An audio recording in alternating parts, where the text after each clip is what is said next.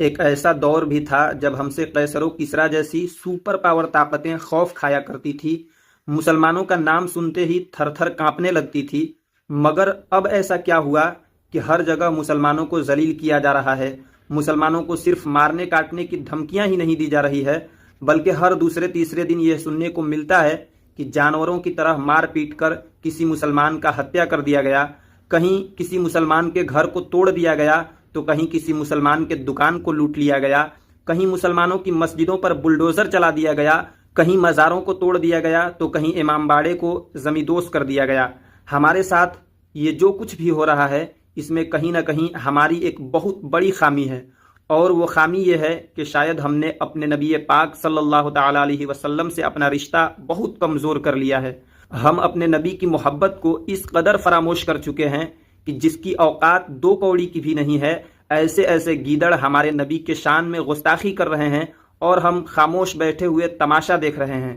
ابھی کچھ ہی دنوں پہلے ایک شرمشٹھا نامک بدتمیز بے حیا گالی باز لڑکی نے ہمارے نبی کے شان میں گستاخی کی، جس کی گرفتاری ابھی تک نہیں ہوئی ہے، اور اب یہ 2 ٹکے کا لنگور ہمارے نبی کا اپمان کر کے پوری دنیا کے مسلمانوں کے دل کو ٹھیس پہنچانے کی کوشش کر رہا ہے۔ کیونکہ تم جس محمد کی پوجا کرتے ہو، اس محمد نے تو 6 سال کی بچی کا بلاత్కాر کیا تھا، اس کو اپنے باپ مان کے اس کی پوجا کرتے ہو۔ محمد تو ایک کٹر پنتھی جہادی تھا، محمد تو بلاత్కాری تھا، اس کے تو سریعام پوتڑی جلنی چاہیے۔ تم بہن سے اس کو اپنا باپ بنا کے اس کی پوجا کرتے ہو۔ شرم کرو مسلمانوں، شرم! بلاత్కాری کی آپ پوجا کرتے ہو۔ جے شری رام، بھارت ماتا کی جے۔ مگر بڑی افسوس کی بات ہے، جس دیش میں تقریباً 30 سے 40 کروڑ مسلمانوں کی آبادی ہے، اس دیش میں گستاخ رسول بے خوف ہو کر باہر گھوم رہے ہیں اور مسلمان IPL اور ریلز دیکھنے میں مشغول ہے۔ آج اس وفادار کتے کی یاد آ رہی ہے مجھے، جس کے بارے میں حضرت علامہ ابن حجر عسقلانی لکھتے ہیں، جب منگولوں نے عراق پر قبضہ کر لیا تو بغداد کے اندر بھرے مجمع میں ایک عیسائی پادری نبی اکرم صلی اللہ تعالی علیہ وسلم کے شان میں گستاخیاں کرنے لگا۔ اس کے سامنے ہی تھوڑی دور پر رسی سے ایک کتا بندھا ہوا تھا۔ وہ کتا اس پادری کی طرف دیکھ کر زور زور سے بھونکنے لگا۔ وہاں موجود لوگوں نے اس پادری سے کہا کہ تم مسلمانوں کے نبی کو گالیاں بک رہے ہو، شاید اسی لیے یہ کتا تم پر بھونک رہا ہے۔ پادری نے کہا، نہیں نہیں، ایسی کوئی بات نہیں ہے، بولتے ہوئے میں اپنا ہاتھ ادھر ادھر ہلا رہا ہوں، شاید اسی لیے وہ کتا ڈر کر بھونک رہا ہے۔ اس پادری نے پھر سے نبی کی شان میں گستاخیاں کرنا شروع کر دیا۔ اب اس کتے نے اپنے دانتوں سے اس رسی کو کاٹا اور چھلانگ لگاتے ہوئے اس پادری کے گردن کو اپنے جبڑے سے ایسا دبوچ لیا کہ فوراً وہ گستاخ پادری نارے دوزخ کو نکل لیا۔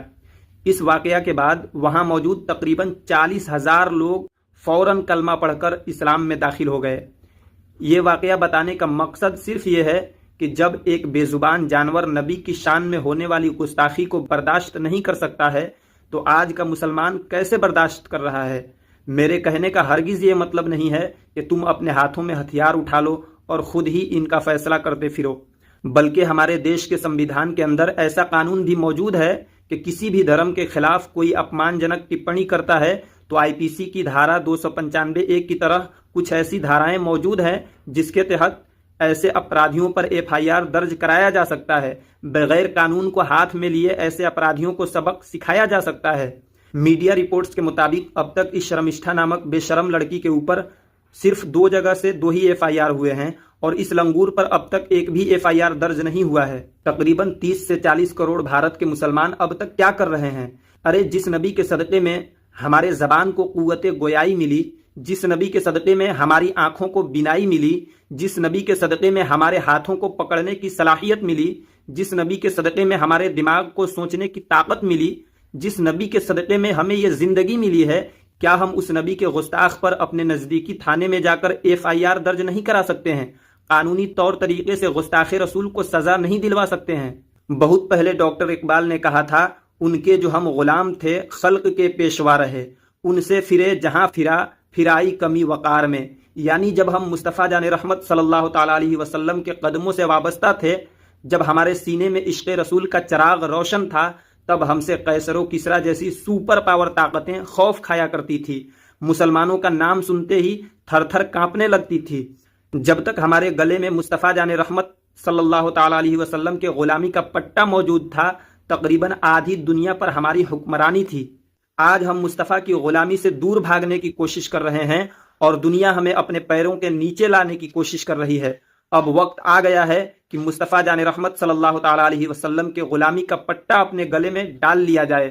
اب وقت آ گیا ہے کہ اپنے نبی کے ساتھ اپنا رشتہ مضبوط کر لیا جائے۔ تمہارے سینے کے اندر جو عشق رسول کا چراغ ہے اسے بجھانے کے لیے دنیا بڑی بڑی کوششیں کر رہی ہے۔